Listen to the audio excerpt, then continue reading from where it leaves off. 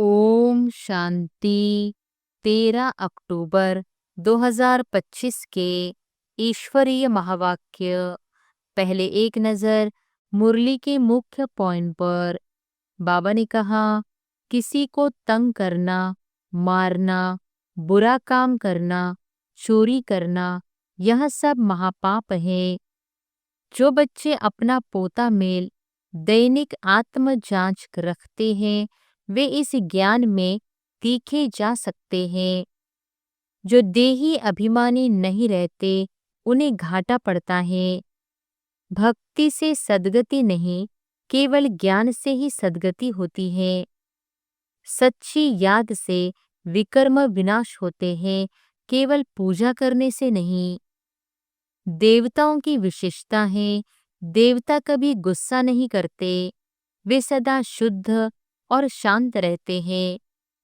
और फिर बाबा ने कहा, जब तुम दैवी संप्रदाय बनते हो, तब माया दुश्मन बनकर परखती है। बाप से प्रतिज्ञा करनी है, बाबा मेरा तो एक आप ही है, मैं कभी बुरा काम नहीं करूँगा। जैसे व्यापारी लोग पोता मेल निकालते हैं, वैसे ही रोज आत्म जांच करनी चाहिए। देह की स्मृति में रहने से घाटा पड़ता है। देही अभिमान ही सफलता का मूल है। कुमारियां निर्विकारी है, माताएं मेहनत करती है, इसलिए उनकी बलिहारी है। और फिर लास्ट में बाबा ने कहा, बाप टीचर है जो बच्चों को भगवान भगवती बनाने आया है। याद की यात्रा सबसे मुख्य पुरुषार्थ है। इसी से पाप विनाश होंगे और कर्मातीत अवस्था प्राप्त होगी। चैतन्य बाप ब्रह्मा का रिगार्ड न रखने से धर्मराज द्वारा दंड पड़ता है। रूहानी सेवा का अर्थ है स्वयं और दूसरों को बाप को याद कराना और पवित्र बनाना। अंतिम पुरुषार्थ है फॉलो फादर। यही पहला और अंतिम पाठ है, जिससे मुश्किलें सहज बन जाती है और समय शक्ति दोनों की बचत होती है। और अब सुनते हैं महावाक्यों को विस्तार से। मुरली का सार।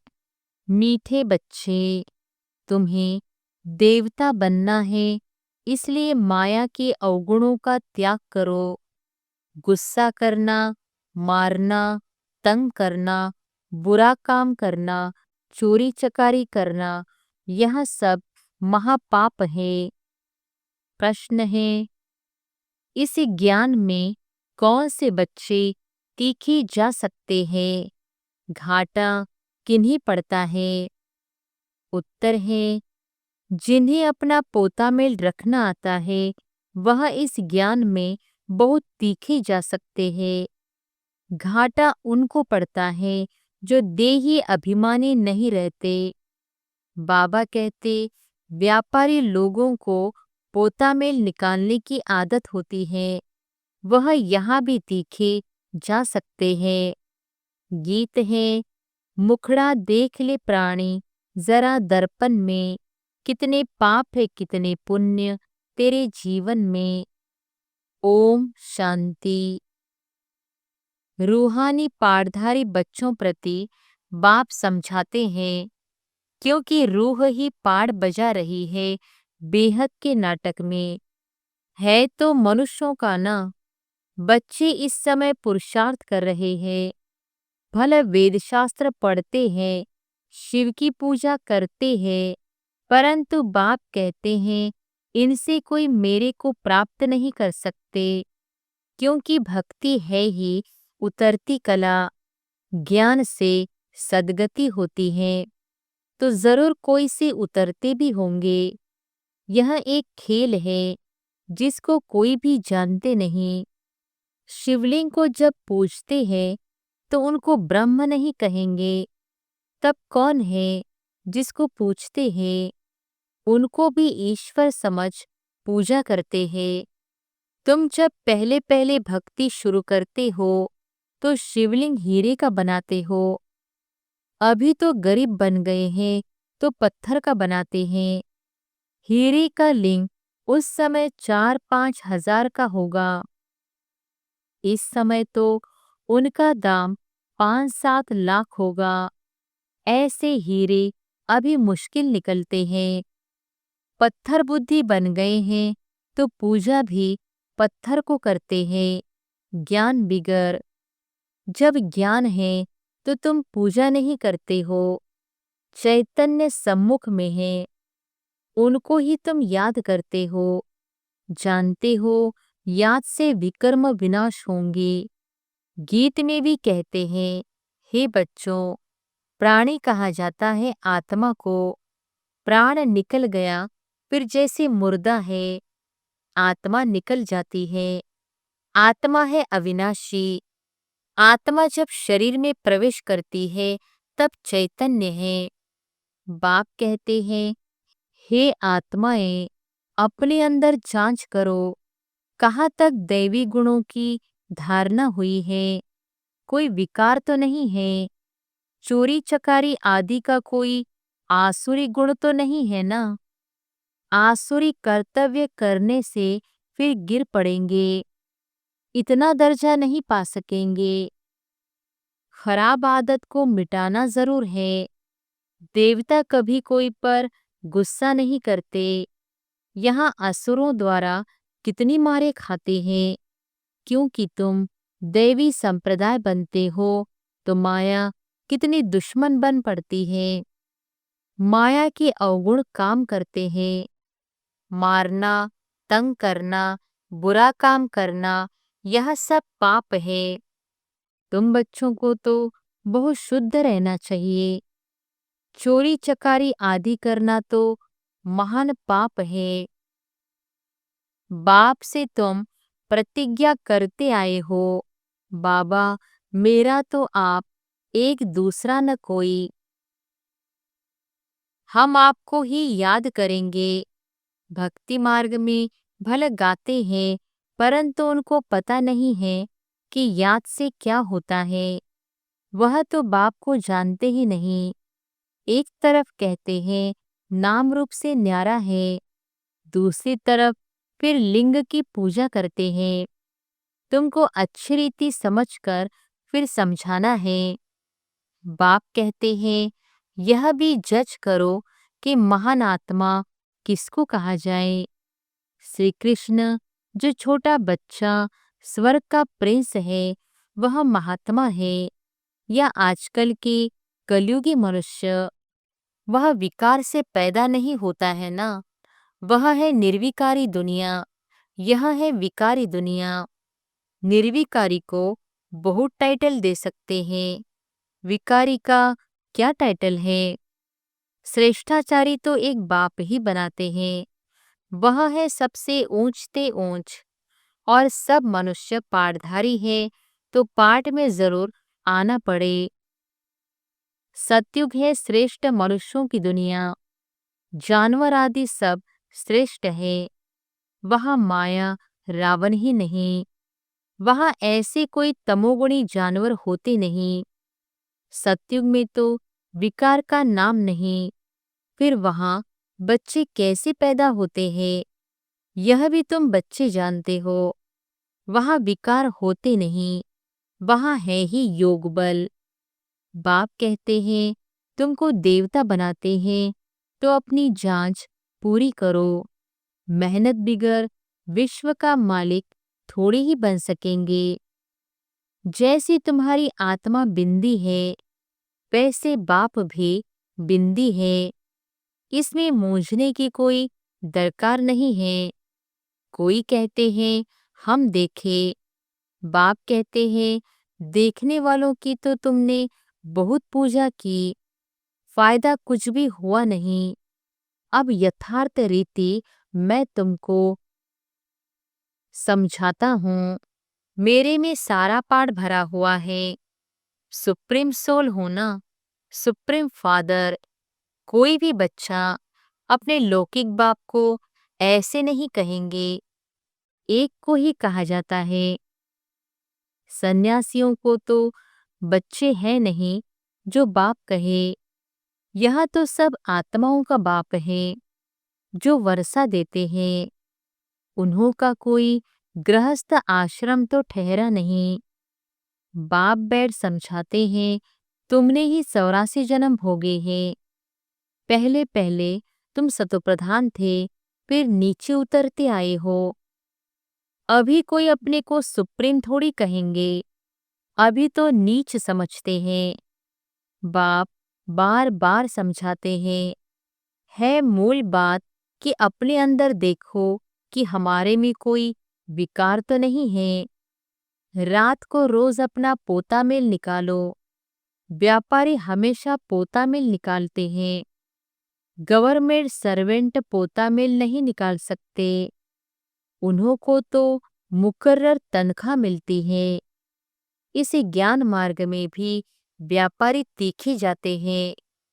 पढ़े लिखे ऑफिसर्स इतना नहीं। व्यापार में तो आज 50 कमाया, कल 60 कमाएंगे, कभी घाटा भी हो जाएगा।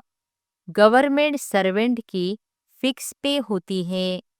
इस कमाई में भी अगर देही अभिमानी नहीं होंगे तो घाटा पड़ जाएगा। माताएं तो व्यापार करती नहीं, उनके लिए फिर और ही सहज है। कन्याओं के लिए भी सहज है, क्योंकि माताओं को तो सीढ़ी उतरनी पड़ती है। बलिहारी उनकी जो इतनी मेहनत करती है।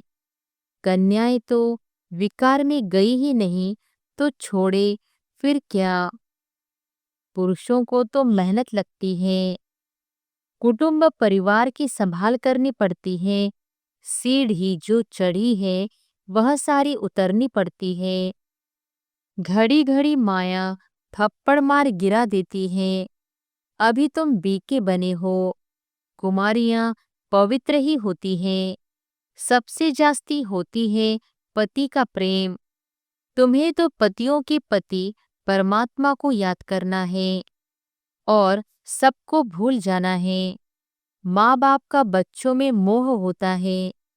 बच्चे तो है ही अनजान, शादी के बाद मोह शुरू होता है। पहली स्त्री प्यारी लगती, फिर विकारों में ढकेलने की सीढ़ी शुरू कर देते हैं। कुमारी निर्विकारी है तो पूजी जाती। तुम्हारा नाम है बीके। तुम महिमा लायक बन फिर पूजा लायक बनते हो। बाप ही तुम्हारा टीचर भी है, तो तुम बच्चों को नशा रहना चाहिए। हम स्टूडेंट हैं, भगवान जरूर भगवान भगवती ही बनाएंगे। सिर्फ समझाया जाता है भगवान एक है, बाकी सब है भाई भाई, दूसरा कोई कनेक्शन नहीं। प्रजापिता ब्रह्मा से रचना होती है, फिर वृद्धि होती है। आत्माओं की वृद्धि नहीं कहेंगे, वृद्धि मनुष्यों की होती है। आत्माओं का तो लिमिट नंबर है, बहुत आते रहते हैं। जब तक वहां है आते रहेंगे। झाड़ बढ़ता रहेगा, ऐसे नहीं कि सूख जाएगा। इनकी भेंट बनेंट्री से की जाती है। फाउंडेशन है नहीं, बाकी सारा झाड़ खड़ा है। तुम्हारा भी ऐसे है, फाउंडेशन है नहीं, कुछ न कुछ निशानी है। अभी तक भी मंदिर बनाते रहते हैं। मनुष्यों को थोड़ी ही पता है कि देवताओं का राज्य कब था, फिर कहाँ गया। यह नॉलेज तुम ब्राह्मणों को ही है। मनुष्य को यह मालूम नहीं कि परमात्मा का स्वरूप बिंदी है। गीता में लिख दिया है कि वह अखंड ज्योति स्वरूप है। आगे बहुतों को साक्षात्कार होता था। भावना अनुसार बहुत लाल लाल हो जाते थे, बस हम नहीं सहन कर सकते। अब वह तो साक्षात्कार था। बाप कहते हैं साक्षात्कार से कोई कल्याण नहीं। यहाँ तो मुख्य है याद की यात्रा। जैसे पारा खिसक जाता है ना, याद भी घड़ी घड़ी खिसक जाती है। कितना चाहते हैं बाप को याद करे, फिर और ख्याल आ जाते हैं। इसमें ही तुम्हारी रेस है। ऐसे नहीं कि फट से पाप मिट जाएंगे, समय लगता है। कर्मातीत अवस्था हो जाए तो फिर यह शरीर ही न रहे। परंतु अभी कोई कर्मातीत अवस्था को नहीं पा सकते हैं, फिर उनको सतयुगी शरीर चाहिए। तो अब तुम बच्चों को बाप को ही याद करना है। अपने को देखते रहो, हमसे कोई बुरा काम तो नहीं होता है। पोता में जरूर रखना है। ऐसे व्यापारी झट साहूकार बन सकते हैं। बाप के पास जो नॉलेज है वह दे रहे हैं। बाप कहते हैं, मेरी आत्मा में यह ज्ञान नूंधा हुआ है। हूबहू तुमको वही बोलेंगे जो कल पहले ज्ञान दिया था। बच्चों को ही समझाएंगे। और क्या जाने, तुम इस सृष्टि चक्र को जानते हो। इसमें सब एक्ट्रेस का पार्ट नूंदा हुआ है। बदल सदल नहीं हो सकता, न कोई छुटकारा पा सकता। हाँ, बाकी समय मुक्ति मिलती है। तुम तो ऑलराउंडर हो, 84 जन्म लेते हो। बाकी सब अपने घर में होंगे, फिर पिछाड़ी में आएंगे। मोक्ष चाहने वाले यहाँ आएंगे नहीं, वह फिर पिछाड़ी में चले जाएंगे। ज्ञान कभी सुनेंगे नहीं, मच्छरों सदृश आए और गए। तुम तो ड्रामा अनुसार पढ़ते हो, जानते हो बाबा ने 5000 वर्ष पहले भी ऐसे राजयोग सिखाया था।